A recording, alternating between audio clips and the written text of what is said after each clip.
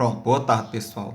Deixa eu me tirar aqui as dúvidas que ficaram, né, da aula sobre mercantilismo, tá certo? Aqui é um vídeo para tirar as dúvidas, tá bom? Eu tentei fazer lá no Google Meet, mas não deu certo, tá certo? Então eu vou fazer esse pequeno resumo e postar novamente, que é para vocês tirarem as dúvidas, tá certo? Então, o mercantilismo, ele começa, né, ele surge com as grandes navegações, certo? Então, lembre das grandes navegações, né? Ele surge na Europa com o fenômeno das grandes navegações, principalmente as grandes navegações. Quem desenvolveu as grandes navegações? Portugal e Espanha, né? Então, o mercantilismo começa com esses dois países, Portugal e Espanha, depois envolve a França, a Inglaterra e a Holanda. O mercantilismo, né, ele é ele está ligado diretamente ao comércio, né? É um fenômeno econômico ligado ao comércio que se proliferou na Europa entre o século XV, XVI, XVII e metade do XVIII, ao comércio marítimo, né?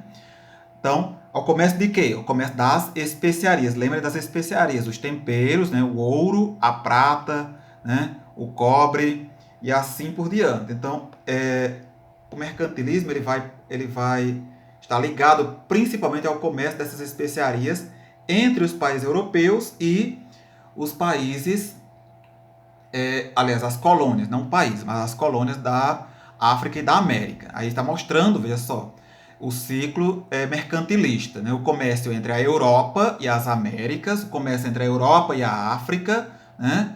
Aqui, então, mercantilismo é isso, essa circulação de mercadorias entre a Europa e a América, entre a Europa e a África, entre a Europa e a Ásia. Esses fluxos constantes de mercadorias, que podem ser as especiarias, os temperos, os metais preciosos, como o ouro e a prata. E aí o mercantilismo tem suas características. A primeira característica é o metalismo. O metalismo é o acúmulo de ouro, né, e prata. Seria considerado rico o país que tivesse mais ouro e prata no seu tesouro, né? Então, quanto mais ouro e prata tivesse um país, mais rico ele seria. Então, se Portugal tinha ouro e prata, seria um país rico. Se a Espanha tinha ouro e prata, seria um país rico. Se a França tinha ouro e prata, seria um país rico. Se a Inglaterra tinha ouro e prata, seria um país rico. Quanto mais ouro e prata tivesse um país, mais rico ele seria considerado, né? Depois nós temos o protecionismo. O que é o protecionismo? O protecionismo é a proteção. A palavra proteção significa proteção. É a proteção dada pelo governo, pelo rei, né, ao comércio em seu país. O rei de Portugal, ele protegia o comércio de Portugal. O rei de Espanha protegia o comércio da Espanha. O rei da França protegia o comércio da França. O rei da Inglaterra protegia o comércio da Inglaterra. Então isso chama-se protecionismo. E como é que funciona o protecionismo? O rei, né, ele aumenta a taxa de impostos para os produtos que são comprados no exterior, para que aquele produto ele seja caro no seu país, né? Por exemplo, Portugal compra um produto da Espanha. Esse produto ele vai custar um valor muito caro em Portugal, porque os impostos cobrados pelo governo de Portugal para que esse produto chegue a Portugal ele é muito alto, né? Então, ele vai ser muito caro em Portugal. E assim, o comércio português fica protegido, porque a população não vai poder comprar esse produto espanhol. Então, o que é que o rei está fazendo? Ele está protegendo o comércio português contra as importações espanholas, né? Então, isso chama-se protecionismo. Depois nós temos a balança comercial favorável, né? Que também é chamado de industrialismo, quando as exportações, ou seja, a quantidade de produtos que um país vende tem que ser maior do que as importações, que é a quantidade de produtos que um país compra. Então, o industrialismo é isso. A quantidade de produtos que um país produz e vende para outro país tem que ser sempre maior do que a quantidade de produtos que esse país não produz e tem que comprar de outro. Então, por exemplo, Portugal precisava produzir, né, nas suas indústrias, né, nas suas manufaturas, vários produtos para o consumo da população portuguesa e das suas colônias, para que não precisasse comprar produtos da Espanha, da França, da Inglaterra. E quando isso acontecia, a balança comercial portuguesa estaria sempre favorável, né? Então, chama-se balança comercial favorável ou industrialismo.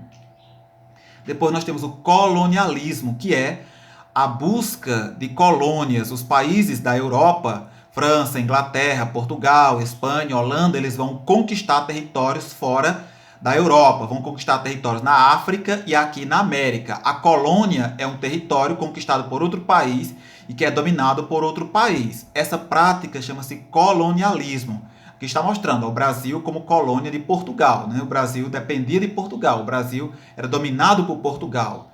Tudo que o Brasil produzia tinha que vender para Portugal, tudo que Portugal produzia o Brasil tinha que comprar, né? Chama-se colonialismo. O Brasil não poderia vender para outro país, só poderia vender para Portugal exclusivamente, né? Por isso que chamamos de colonialismo, porque as colônias são dominadas pelas suas metrópoles, que são os países da Europa, né?